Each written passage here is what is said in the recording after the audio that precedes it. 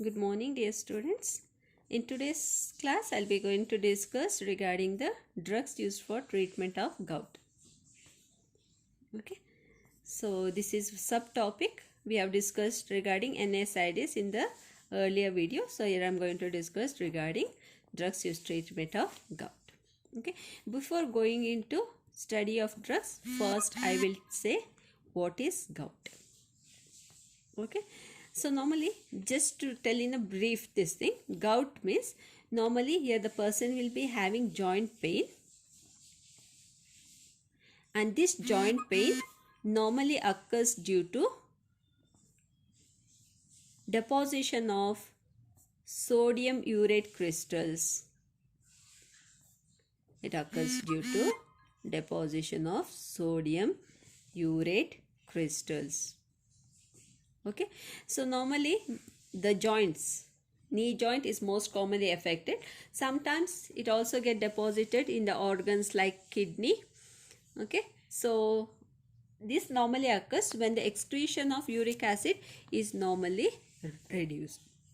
Okay, so this gout, according to the medical terminology or the medical definition, it is defined as the familial metabolic disorder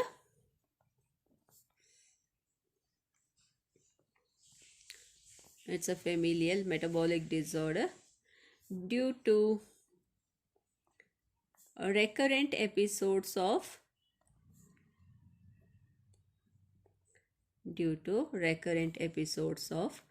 acute arthritis due to deposition of sodium urate crystals.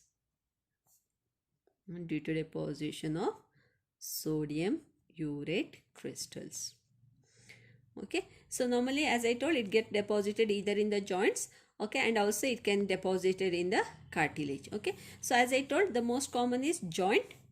It can be also seen at the ear, okay, and also in the kidney. Okay, from where this urate is formed? Urate is nothing but the uric acid. Okay, and this uric acid, it is formed from purine metabolism. It is formed from purine metabolism.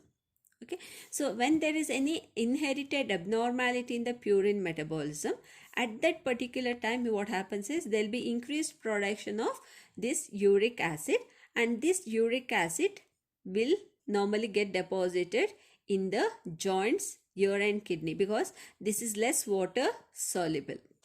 Okay, so since it is less water soluble, it gets precipitated normally at the lower pH, and it gets deposited at certain part of the body.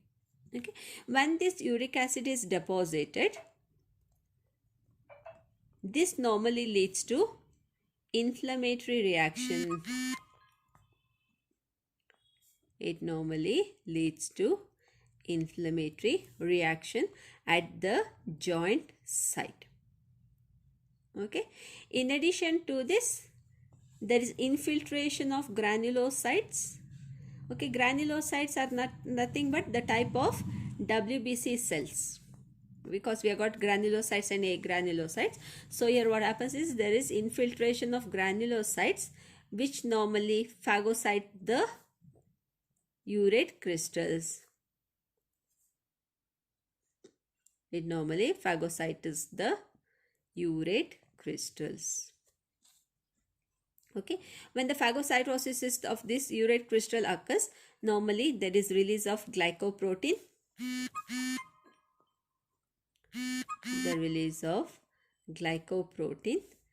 Okay, and this glycoprotein is responsible for causing joint destruction. It causes joint destruction. Okay, so this is the normal pathophysiology that you can find in gout. Okay, in addition to this, there is occurrence of secondary gout.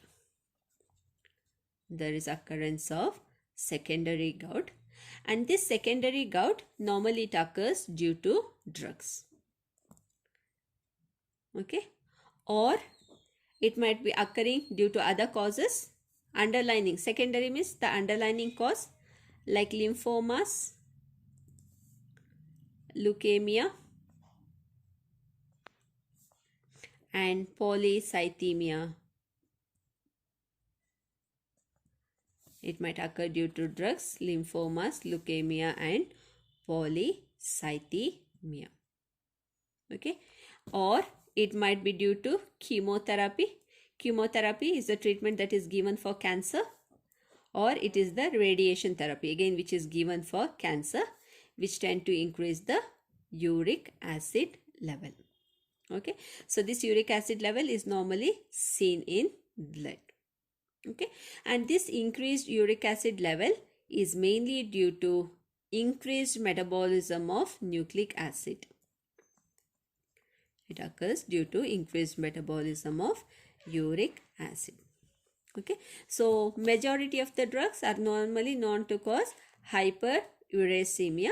Okay, so in simple term, what is known as gout normally decreases the excretion of uric acid, that causes deposition of uric acid in the joints as well as in the cartilage. Okay, so drugs which is used in the treatment of gout I'll discuss in the next video.